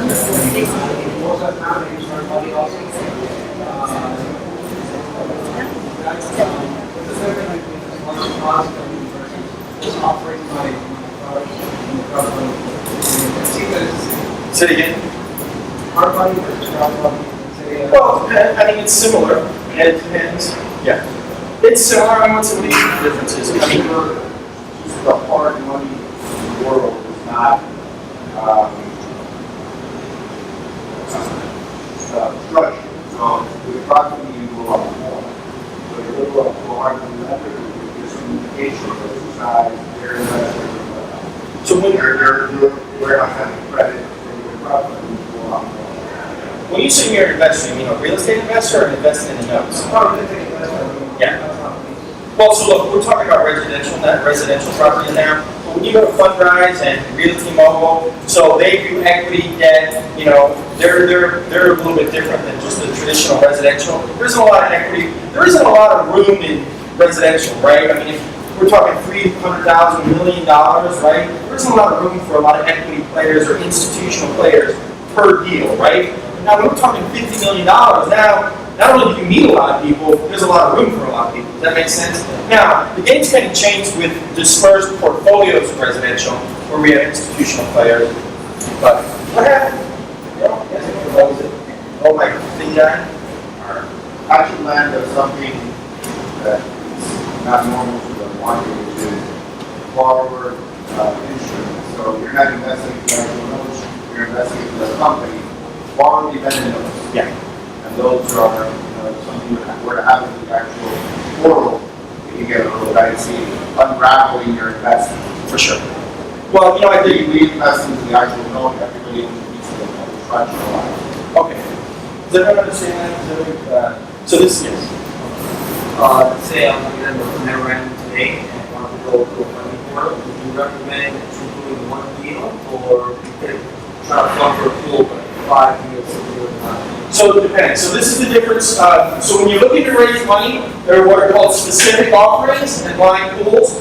So specific offering means that here's the property, here are the details. I can go out, I can touch it, I can inspect it. Right? The other one is a blind pool. A blind pool would be, hey, look, I'm looking for this type of property in this type of market, but I don't have any specific yet, right? So specific offerings are much easier to raise money for because I can do my due diligence and quantify it. Blind pools are a little bit more difficult. You usually need more experience. Every portal is different. I don't know if you do blind pools. No, specific opening. Specific deals, and the investors invest in a specific deal, their name is attached to that. Okay, does that kind of answer your? So on the so the real revolution in crowdfunding is on the investment side. So that, look, if I wanted to go and get money that is not invested loses value, right? Everyone knows that a dollar from 100 years ago is worth a lot more than a dollar today, right? I can buy a lot more, right? You go to your grandparents and they look for bread, right? So money that is not invested loses value. You need to invest the money at a greater return than depreciation, right? Or the money's going to lose value. So, that's what Wall Street and professional investors are all about. They have all these sophisticated analytical tools that allow them to analyze and quantify investments and returns. And so if I'm an accredited investor that owns a bread factory, I usually don't have those tools available to me or the time or inclination to want to go do that. Well, so crowdfunding has really changed that. What it does is, now you can go to a site like his, and I can log in as an investor, and I've got all these offerings. This one here, and I can look in and say, oh, well, look, I can look at this guy's experience, I can see what he did, I can look at here, I can look at the analytics that they use, and then I can build a diversified portfolio. What's the minimum investment? 25,000. So 25,000, there's sites, I think Passland is 5,000. So I can do a diversified portfolio of investments for as little as $5,000. Where before crowdfunding portals, they what do you call it? It was just impossible to do. Make sense? Yes. What happens if someone were to default on loan as investors? What's the you managing statement? But I had to go back to the crowd, somebody who's got a problem, you'll have to pull me up to pay the legal fees. If somebody doesn't want to pay, somebody may say, hey, the buck stops here. I'm going to put that good money under bad money. We have a provision for that. So his interest rate stops. He doesn't participate in the default interest. He doesn't get any more interest out of the capital. Right, capital. Third understanding. So the question is, what happens if the deal goes south? So I invest in it, right? So it's a $100,000 deal, minimum $25,000. Let's say you have 4 investors. What happens if the guy, the tenant goes out and the property goes under? What happens, right? So you take over the deal. And we manage the crowd. We ask them to stand capital, if you will. We need money for the attorney. Everybody has to do their percentage of what the investors do. Now, if somebody doesn't want to participate in that, we have a provision for that. So we also have a business continuity plan. Just in case if we go under, what happens to the who takes it over? Who manages it? Will the investor with the highest percentage turns into the general partner, and he finds a service, so it won't be, so it doesn't get into a legal fight. It doesn't sound like maybe a account would be 10 investors and the deal was taken 100 investors. Well, so We also have the opportunity to sell the note. So this is the biggest challenge moving forward with crowdfunding is that what happens when there are many investors in one cap table, right? Cap table is the profit and loss of the investment, right? It used to be that if I had only one person or whatever, if it failed, I could take back my collateral and move forward with it. Now, if I've got 10 or 15 or 20 investors, how do you move forward? So these are great questions on the investor side when I'm selecting investments to invest in, by the way. These are really good. So the funding portal will usually take it over. It depends on the funding portal. Some of them you're out of luck, right? But they'll usually manage it to whatever the expectations are. Portals haven't thought that through. I've seen a lot of them that haven't thought that through. And if you're creating your investors to a funding portal, it's good to know that that's a great question. It's not working for a lot of time. To develop a specific default policy and a business continuity plan. And also, a lot of them are licensed lender services. So that's another thing. There's another level of scrutiny. Can you self-service it and manage it yourself and then take it on the back end if you want to? I know it's not your business model the way you described it, but when you advance the funds, You gotta speak up though, because a lot of people can't hear. can you advance the funds, take care of yourself, so you can see one volunteer budget, you can take care of the problem yourself. You would advance the fund yourself and sell the property back. You can do that. We could, and then some of our attorneys, well, may want to continue. We have that as well, like that. So what was I did so like I said, until 2015, nobody really cared about crowdfunding. Now everybody wants to know about crowdfunding. And because I've been involved in it for a few years, I get invited to a lot of interesting conferences. So we did a broker deal meeting in New York City, and then all these questions come up. What happens if it fails, right? All investments, that's what happens when it fails, right? What's the downside risk? I personally think that a lot of them, we need a few of them to fail so that we can establish case law, so we can quantify our downside risk. So whenever you're investing, right, you want to know all of the provisions. You know, what's going to happen if it works out, and what's going to happen if it doesn't. Right now, because, whenever a judge rules on something, that is the law, it's case law going forward. If I can establish, I'm not a lawyer, by the way, so I'm a lawyer, I'm not right, correct me, but, so if they establish that that's the law going forward, right? So right now in crowdfunding, there is no way to completely quantify the downside risk because we haven't had any failures yet. We'll have them, and we'll see what happens there. On the accredited side, though, I mean, Title II crowdfunding is no different than what's been going on in 80 years. It's just now you can advertise. So, in this memorandum, by the way, we describe what happens in this one, and you have it in yours. You want to make sure you understand it before you invest. I just need to go to the internet. That's a great question. But you're driving the county to that. You have a problem. You have a problem. You're asking their question to go through this. Is that this is what happened? It's a great question. There's a lot of them.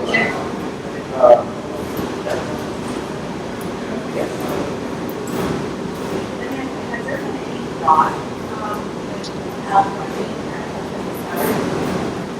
I don't know. I mean, I haven't heard a lot. Let me show you actually this one.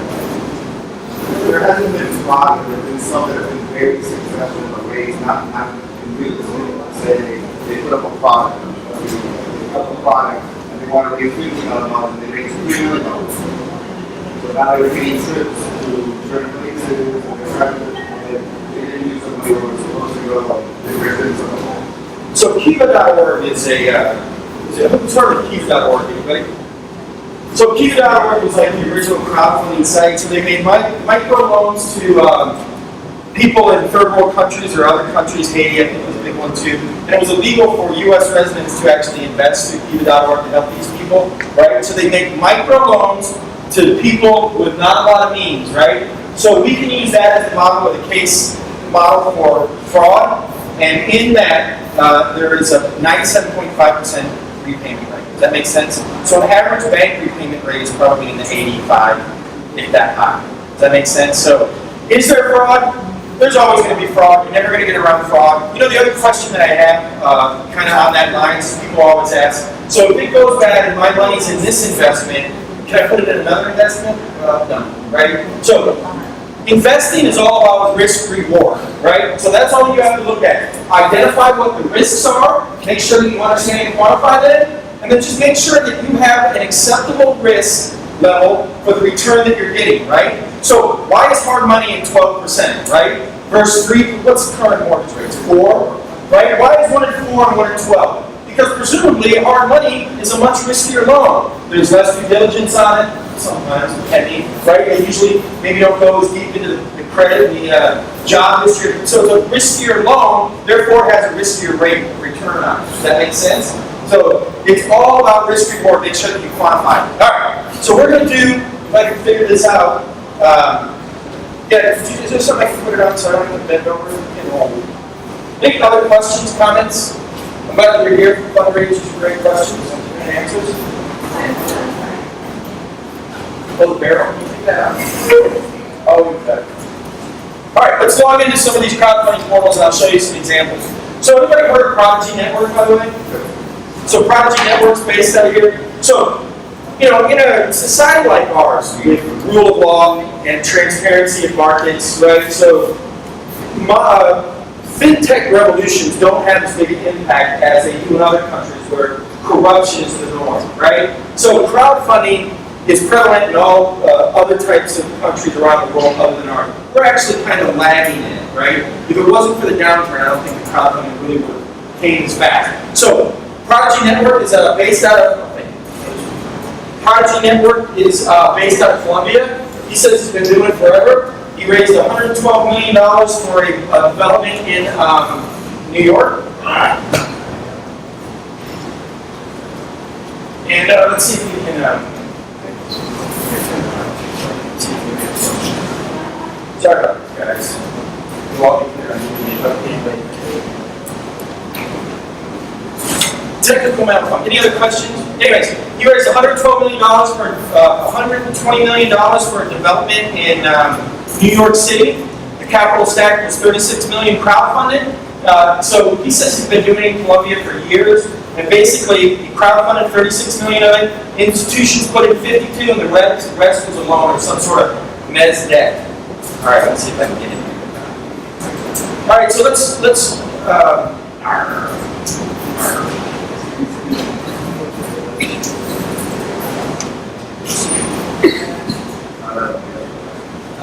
One more site. .com.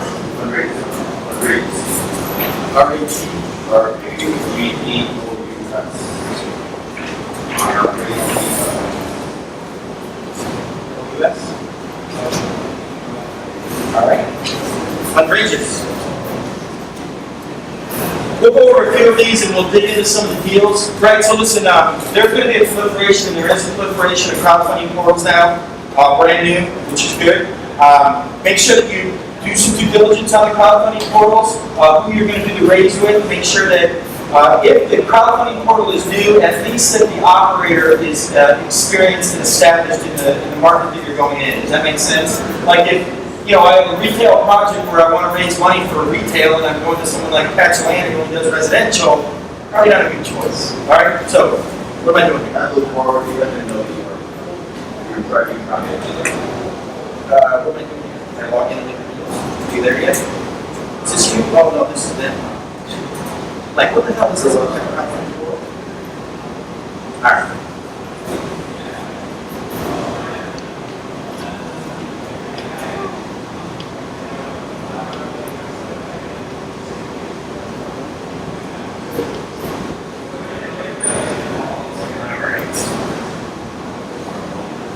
Come on. There it is. All right, good questions. How's it going? Anybody have any other questions, comments, complaints? Are you getting your 20 bucks worth? Have you registered early? Yes. Can you submit your offering to 2 different portals, or you have to put it only on one? So you can't raise money twice. You know what I mean? I can't look. If I got $100,000, I can't raise $100,000 twice on a $100,000 offering. So you can submit to as many as you want, but once it's accepted, you're done. Does that make sense? So that's kind of more like a crowdfunding, like rewards and donation-based kind of thing. And so like Kickstarter and Indiegogo, they frown on it, but people do it all the time. So another question would be, can I do a Title IV, like we talked about, the $50 million raise, and a Title II offering at the same time? Not on the same property, but like it's the same company. And maybe. You'd have to go with an attorney and ask. There's a lot of law around it. So you want to come log down? You want me to? I'll ask some questions about your portal. Let's get it. So this is a funding portal, by the way. Brand new Miami. So if I understand, so you were a lender before, you're fully licensed lender. So this is they make loans. So what's your type of properties you look for? We look for Single family commercial. single family commercial from $100,000 to $5 million. It's single family and commercial. We service all the loans. Minimum is $100,000, and maximum is, let's see, right? $5 million. Okay. And with the crowdfunding, we do bigger things. And this is, look, I mean, if you're like a mortgage broker or a broker dealer or something like this, you can see that for someone in this situation, that this is a good option for lead generation as well, because if it doesn't meet the crowdfunding, we can just take it to his regular lender. So this might be a good option if somebody, you need the money. So some of the, Blaine, go ahead and start walking this through. This is some of the marketing things that you talked about, how it works. That's a big deal right now, because there's a lot of education that needs to happen in crowdfunding. A lot of people don't know what crowdfunding is, how it works, how you get a deal done. Well, so how many people here are looking to invest in crowdfunding offerings? 1, 2, all right, so we'll, 3, 4. So we'll look at it as a investor, a real estate investor looking to raise money for an offering. So that's the video that he talked about in the video. Let's not play on the video, I'm gonna make sure we cover our video. That's okay. Okay, go ahead. So, some questions to ask if I'm a real estate investor and I'm looking to raise money is 1, where's your money coming from, right? 2, when I get a deal under contract, I have a minimum amount of time that I can close on that, right? So how are you funding this, right? It's a good question to ask. So this is one of the most important things that I think. The funding scope, the hub and spoke market. Right, because we're bringing investors to the site, and you are as well. With that, we get the deals funded. So that's a big part of this whole thing, and the credibility of the site is very important. And then, so do you have any deals on here? Where's the deal that just funded? So, so there are 3 different types of funding portals out there right now. The first one is where, look, I've done my own documents, I've done all my own due diligence, I just need somebody to put it on the internet and we'll get it out there. So they have zero, they don't have, all they do is they host it, they have no responsibility, they don't look at it. That's a type of site. The next one is a funding a portal like this one, where you're going to bring in the deal, they're going to run it through due diligence or their analytics and select you. If that's the case, typically you'll build a portfolio of your company. We start with 3 deals. The middle one here is the one that I'm getting right now. So this is a $900,000 warehouse in Boynton Beach right here. And Can we see the details? yeah, we're logging in right now. Oh, Getting it from Milton Business Treasures. Okay, I'll give it to you. I'm gonna pass it up to you. what time is it? 7:37. All right. He's only got a couple of them. So I'll show you some. Yeah, they're really quick. I'll show you the offering page. This guy, who was here from Patch Lanes Demonstration? They were good too. They're out of California. Now the thing is that most of this started out in California. Why don't you get that ready? I'm going to do a couple others. All right, so let's look at some of the initial players here. So one of the big ones making all sorts of strides is called Fundrise. You got to have your crap together to get out there and pull. I can tell you that. So look, I was telling right now that they're doing the Free World Trade Center. So here, this would be an investor page, so I'm looking in here, right? So this is, you can see here we have everything from a stabilized office to 14-unit luxury, Free World Trade Center, but this Free World Trade Center is tricky. So you can log into it and see, hey, we're crowdfunding. I remember when this came out, I sent it out. Wow, this is a big movement for crowdfunding. They're crowdfunding the World Trade Center. They're not. What this is, and this is when you're looking at it, you can see is that they bought a bond on, so the World Trade Center issued a multi-million-dollar bond, right, basically a loan. They bought, I think, like a $5 million, and they're crowdfunding their interest in that bond, which is fine, right? You can look in here, like I said, that here's the, what do you call it, the pitch page. You can look at the investment summary, key deal points, right? So it used to be in the 506C or the 506 offering, I would have to quantify you as an accredited investor before I could show you my offering, right? What's changed now is I can show anybody my offering, I just need to quantify you before you can invest. That being said, you can log in and create a profile as an investor on any of these sites, whether or not you're accredited, and you can get all the offering documents and you can do all of the research. So I guarantee you there is no project that you're going to do that has not already been crowdfunded. So you can log into Fundrise and Realty Mogul and Patch Land and go and search out your deal. See how they laid it out. See if they were successful or not. They leave all of their, all of their failed deals on here as well, right? So here are some of the, are you ready? All right, let me finish this one. All right, key deal points, right? So this is just an offering when I want to raise money. Now this is a big offering. This is a big offering. This is a typical one right here, commercial 114 units, that residential ground up, it's building it from ground up, it looks like. It's in Palm Springs. Here's the investment summary. So these are offering points, whether or not you do crowdfunding, you want to give out to an investor anyways, right? So let's say that you're a wholesaler and you had a lot of rich guys that you want to raise.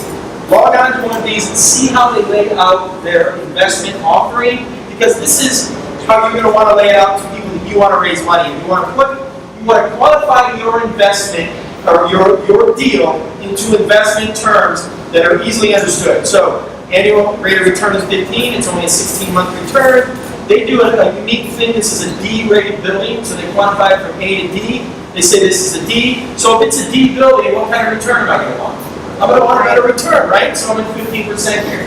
And so you need to know that when you're doing it. Look, if this is a simple deal, it's a fix and flip on an A-type property, I already got a buyer lined up, I can ask for 5%, right? But if I don't know what it is and this is my first one, I might need to give up 20%, 25%. Does that make sense? Look at your deals through investors' eyes. Investment summary, key deal points. You can go down here. Here's the projected rate of return. You can log in. I mean, they have everything here. This is a typical one. Why don't you come in here and log in, and then we'll get back to some of the other ones. Realty, oh, that was Fundrise here. What? When you log into the deal, they show you where they're at and on. Yep. Already ready. Yep. Well, depends on the portal, but yeah. So the way it's worked right now is that most of the big portals who were the first movers in this space went out and raised money for their operations, right? So they've Patch Land crowdfunded their operations. They started and then they were oversubscribed. They raised $23 million. But basically, the way it works is that you have a deal. You go to the crowdfunding portal, you upload it, and if it meets their criteria, they'll fund it and write a note for you, right? And then they'll crowdfund their interest in that note, right? And all the big guys kind of do it that way. But at most, some of the things you need to be concerned is that if you're controlling this property and you have a deposit on the line, you want to make sure that it can get funded in a time frame that you can take advantage of it, or have it out before you do. You know what I mean? Or Robert, I will tell you so many properties that you have to deal with those pieces of crap. Sorry. Thanks. Yeah, Fundrise, R-I-S-E, I think. Fundrise is out of DC. So that Rate Plus I talked about is just now legal. These guys are really super sharp, and they do interstate offerings, and they really train the regulators in their areas. They're really big. Why don't you go ahead? So purchase price on this deal is $850,000. The loan amount is $552,000. The appraisal came in at $940,000. So this is the offering page. Here we see the offering page. Loan to value as to the appraisal is 59%. Loan to value as to the purchase price is 65%. The note rate is 12%. For marketing and legal, we're taking an 8%, and the net to the investor is 10.5%. The minimum investment on this deal is $25,000. And everything you need to look at documents for this deal is up here. You have your overview, your borrower, information of the borrower, the property, the financials, the gallery of pictures, questions that you may ask, that you want to ask on the deal, and then the documents. In here, we have. Make sure that in terms of someone looking to get funding, not necessarily investors. How do we submit? Who do we talk to? What do you do from us? If you submit, go to apply now. Simple, a couple of questions, and then it'll shoot us an email, and then we'll talk about that. So remember, I was talking about all the 506Cs and Title III and jumping jacks and all that crap. This is as easy as it is crowdfunding. So you go up here, you got a deal, right? Research your portal. I put the top ones up here, and I murdered your name. on that one, but that's close. These are the top ones. I guarantee you that you'll find whatever crowdfunding offering you want. Look at kind of what they did, right? And then, I mean, it's as easy as this. You can hit apply, you can have it uploaded at home. What do you require from them as far as docs? So we're gonna make sure that this deal works, and that this warehouse we're financing, what is the repayment mechanism? We wanna make sure we know what the repayment mechanism has any sense. I know there's some other talks, if your financials do not work, the borrower financials, maybe the taxes are a little lower, what are we leasing this property for? That's paying the property, so that's credit, this person's credit over here, you can see, this person's credit over here is 708. Oh, you do that on all of yours? Yeah. Not everybody does that, by the way, so, I mean, I'm not saying that you should be scared of this, by the way. How low will you go? Is it a key metric? We'll go low. Yeah. So we just want to know, the main underwriting questions we ask is, why are you coming to us? The gentleman over here asked, if a bank is so cheap, why aren't they going to a bank? Well, there's a reason, why are you coming to us? We have to find out, what's the reason behind it? And the second main question we ask is, how are you leaving us? We need to know that exit strategy. If we don't know those two questions, we probably would not put you on. What's your second question? Yeah. What's your second question? The second question, how are you leaving us? What is the exit strategy? Yeah. If you don't know the exit strategy, Your LTV is based on appraisal or based on contract? the lower of either. Look, so whenever you're doing a deal, right, you have underwriting points that they're looking for that they like to see, but they usually have compensating factors that are a while away. So since the downturn, credit has become a real problem for a lot of people, and it scares a lot of people looking for funding. But just so long as you have compensating factors to make up for it, and a good excuse, right, then do it. I would do it even if I didn't, by the way. But let me tell you one thing that I learned in real estate is that good deals fund themselves, right? So if you can find a good deal, usually 65% or less of current market value, talk to me, brother. I'll talk about that thing myself. Does that make sense? Right? So good deals fund themselves, yes. Are you, That's not true, Dave. are you wanting on the LTV or the ARV? The LTV. So are you looking at the LTV or the ARV? So LTV, loan to value. ARV is after impaired value, right? Any questions on these? All right. I recorded it, so I want to make sure. So the borrower, the person that's raising money, so they're asking what is it, 900,000, so they're coming up with 35%. 35%. 35%. So where our bank would be looking first for credit, then financials, then appraised values by the order they would look at things, we're backwards. We're going to look at that appraisal first. We're going to make sure that we're covered with the money being pledged as a down payment. Timing is a big factor. Timing is a big factor. And we have credit lines, and we can fund it, put on our credit line, and then pay for the cost. Good deals go fast. Pay over the cost. Do they go fast in good deals? Have you funded one? Is that your deal that you funded? That's that, you already sold it. Oh, yes. Does, purchase price have any bearing? Staff giving you that 50%? The lesser the purchase price or the appraisal. If you're getting a good deal, that's part of the analysis. They kind of want to get, I assume you get 70%. Right, not 70. we shop around though. There's For not. whatever scenario you have, there's usually a long product out there for you, Yeah. by the way. And there's folks that are comfortable on the ARV. We're not. We saw that downturn. We've been around since that downturn. We've always been in the mortgage business. That's our whole trajectory. We're real estate folks, so we really don't go on ARV. We don't feel comfortable with that. Some people do. Some people feel whatever. So, look, if, 50% of purchase price, that's. So if the appraisal comes in at, let's say, 100,000, and you're picking the property up for 65,000, let's say, you don't have to come up with any money out of pocket. No, you have to come in with that 35%. You have to come in with 35% of the lesser of the purchase price or of the appraisal. Shop that deal though, because there are solutions even if you don't use it. There's other deals. So you want them with at least 35% out of pocket. 35%. They want skin in the game because, look, if you've got your money in it, there's less risk that you'll walk away. It's pretty common. Well, great. Thank you very much. I'm glad that you're here, by the way. And I'm sure we'll have other questions for you.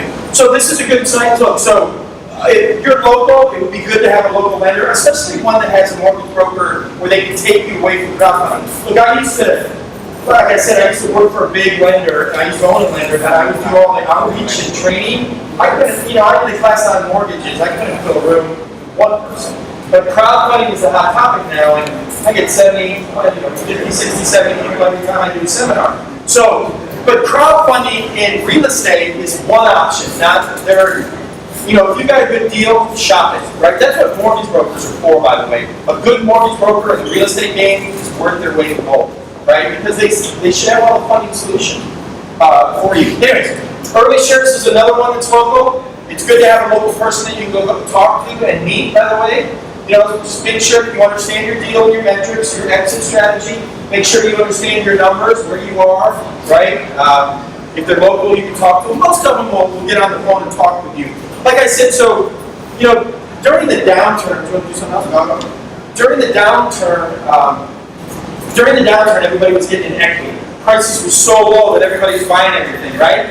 Well, now that markets are starting to recover, people are exiting out of equity and are in debt now. So there's so much money out there to be loaned on properties, it's crazy. Everybody and their mother. I went to INN, the single family investment forum, and 2 years ago there was no debt. Everybody and their mother had funding to buy debt now this year. So if you have a deal and it's less than market value, shop it. Does that make sense? I mean, look, if you're in at 80% or less, you should be able to find funding for it.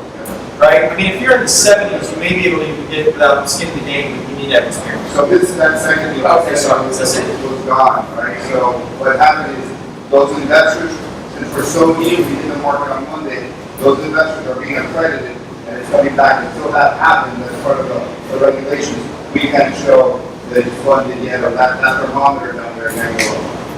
Oh, it's going to a third party. There's various third parties behind the site that are doing accreditation. We're checking on the money and we're going to, and then there's also, you have to be aware of knowing your customer and money laundering laws. There's a lot of people in on that you should understand and how that's going behind the scenes. You did the offering. You submitted it in front of him. That was his offering? That was your offering? Was that your deal? Oh, okay. I'll show you how easy crowdfunding is. Okay. There you go. Submit, now go forward, right? I mean, and the good thing is you can do it at home. I mean, what doc? Do they need an appraisal, or can they just bring you a contract? We're going to bring you a contract, I'll do the appraisal. So look, I started 15 years in the mortgage industry. I mean, if you have a deal, go to a mortgage broker. That's all I can tell you. They got a bad name during the downturn, but they're worth their weight in gold. So what's the time period between bringing to a contract? Submission and funding. As quickly as how the time, as long as the time it takes to get. That's how I answer. Sometimes there's clean letters. How long that would take you for the next year? How long that would take you? When you just did. When you responded. These deals, what we do is a little differently. We fund them, we have red lines, so we put them on the red line, and then we have time. Well, how long do you do this process? We funded these deals in 3, 4, 5 days, and then we had the luxury of putting it on our credit line, and then. So do they go from When you're going to do this period of 30 days, 45 days, or you saying 25 days? 5 days. do they build a portfolio or a profile on your page, the people? Yeah, no, the syndicator. Yeah. There's a whole, I have on the top, it's financial, the pro forma, biography, everything. So he's a new portal. So he's a new portal, and as he gets established, you'll see that the real money in crowdfunding is the follow-up money, right? So the way it works is that, so Realty Mobile is one of the first big players. They've raised a lot of money. But right here is, you see Tryon Properties, they built a profile with links to their LinkedIn, and so these people now are establishing a reputation with the 45,000 accredited investors on Realty Mobile, and his will be the same as I'm your what, people? 2 or 3, I got 3 deals. Anyways, so see now is that here it is. They built a profile, they've got some historical returns, and so once you've established returns on a site like this, you can raise money like that. Now some of the bigger guys like Fundrise, Realty Mobile, Passion Land, Early Shares, these guys will not crowdfund you directly. What they'll do is, they'll fund it right away with their money, and then they'll be taken out by some sort of way. Yeah, they're all a little bit different. Some of them are riskier or not. Shares are like a marketplace. Or the shares is, It's hard to have. I don't know, I mean, I know her, but I don't know enough about it. Yeah, it's something like I said, there are different types. One where, like, Fundrise is, I mean, these are basically REIT guys, broker-dealer kind of analytical Wall Street guys, yeah. So, are there any companies here in the U.S. that will fund property outside I don't know. I mean, I don't think so, only because, yeah, there are companies that will fund properties outside. Now, crowdfunding is different. The problem with outside is what's my exposure, what's my risk exposure? Because, like, you know, if that project fails, how do I control it and how do I exit it? So, if I had boots on the ground and I was familiar with it, I may be comfortable, but, you know, I don't know, maybe. Now, the other question is, can foreign investors invest in crowdfunded offerings? And yes, on Title II. Title III, no. Title IV, yes. I don't know if that helps. What else? They'll kick us out at 8, by the way, so we need to, I think that we're getting close. You have a secondary market, let's say the loan thing. And you buy it up. In the loan field, we have a very concise default policy. What's going to I happen? understand that. But a secondary market, You still didn't think of a secondary. there is no secondary market for right?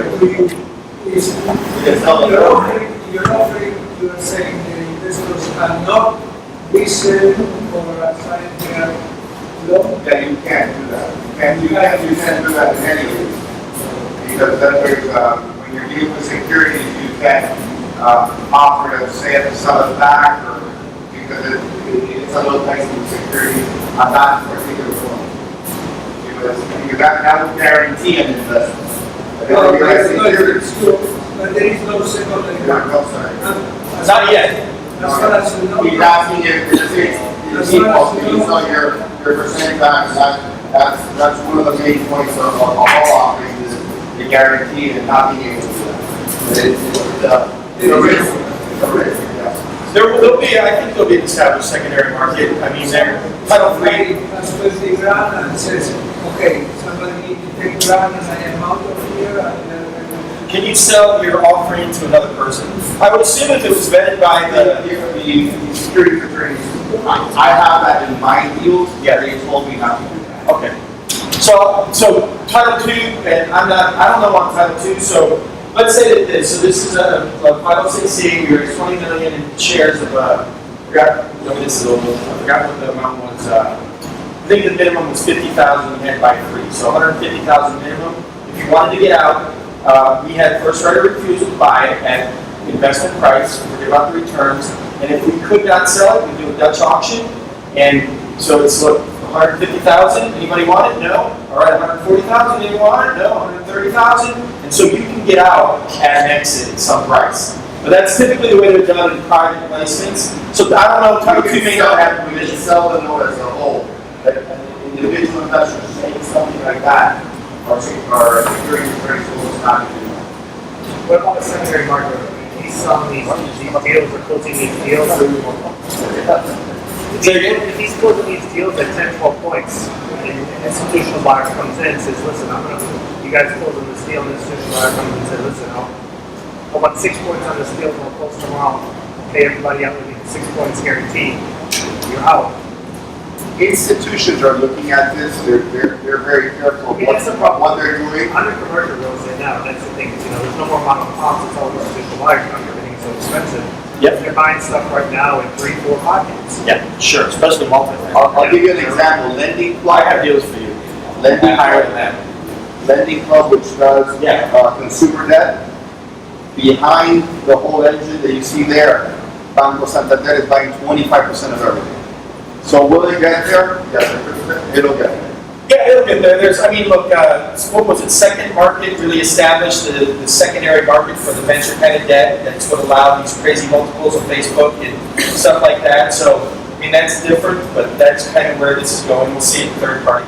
I can call them they all want to talk to you anyways, so.